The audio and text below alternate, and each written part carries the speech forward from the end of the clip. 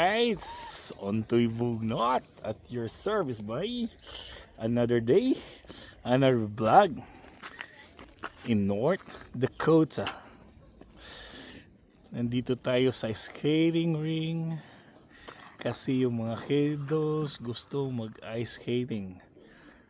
Alright, ito yung dating tennis court at saka ginawa ng Wishek ng government dito ng ice skating. So it's a good thing kasi lahat ng mga bata at least may paglilibangan sila na winter time. Ito yung park, dito yung pickleball, and yung doon is like baseball. Yeah. So doon din is yung children park. And dito din pwede ka yung mga RV yata. Pwede dito kasi yung sa summer. May nakita ko dun, no? Na RV naka-park. Alright. Check natin dito. Alright. And this one, ito yung ice skating nila.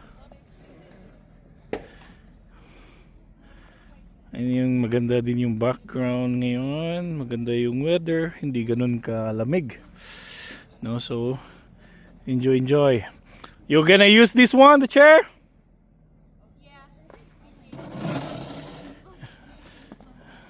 Get it.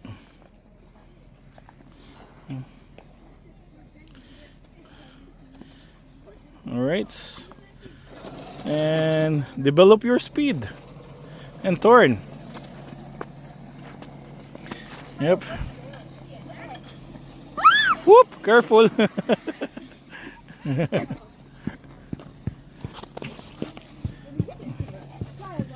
Yep.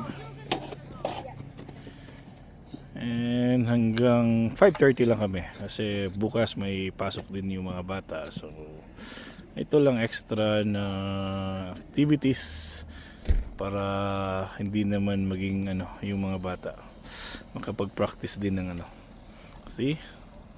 Anong dito? Yung buhay, North Dakota. At saka puntahan natin doon, makita natin yung yung wind tower. Alright? So, nakagandahan ngayon dito at saka yung ibang snow nagmelt na. Naganda na siya. So, di na siya gaano kalamig. Sabi daw nila good winter daw ngayon, no? Kasi dati makapal talaga yung especially daw yung last year. Pero ngayon maganda. But sa Canada, grabe yung snow nila. Sobrang dami pa. Oo. Diba? And ito yung kita ko sa inyo. Yung wind tower. Yeah, yan na yung wind tower. See? So maganda siya tingnan. At saka yung background niya nasa sunset. Ito yung baseball field dito. I hope summer may maglalaro. Para at least may naman. See? Maganda. Saka naghihintay kami sa kay classmate ng mga anak ko. Right. This one.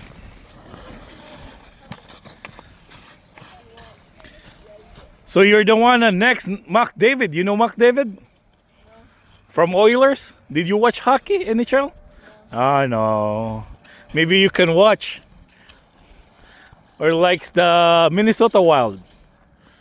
My uncle likes the Hurricanes. Hurricanes, yeah. Me, it's like Avalanche.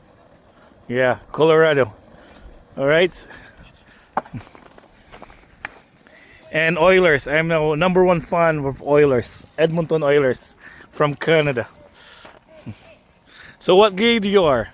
7. Oh. So 7 is like in high school, right? Yeah. It's a first year high school. Oh, right. Nice. What's your name?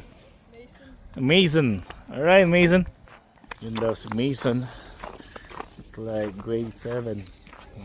Parang first year high school pag sa Pinas ka. Diba? Dito din may pickleball din dito. Pero hindi siya pwede malaruan kasi snowy. Check natin. Oh. Yan oh. Pickleball court yan.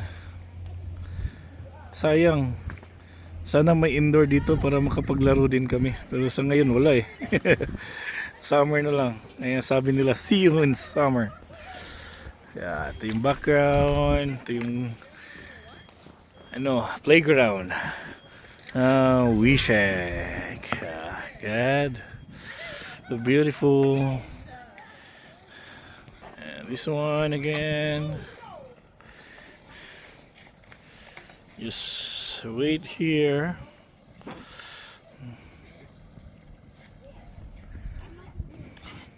Until 5:30. And 5:30 uwi na naman. Prepare ng dinner. Diba? So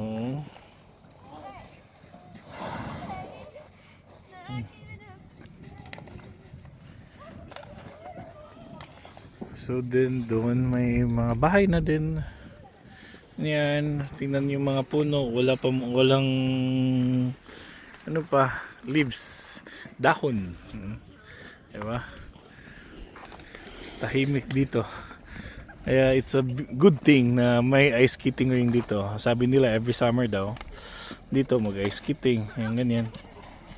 Para may din yung mga bata activities. Diba? Hockey. Right. Boom. Hindi siya katulad sa Canada na grabe yung talaga yung court nila. Dito wala. Lang.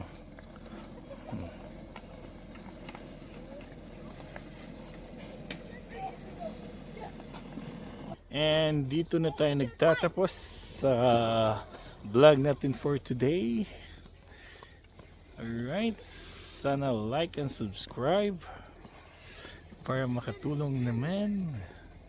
Baka naman Mia, mo extend ka sir. Bless and love.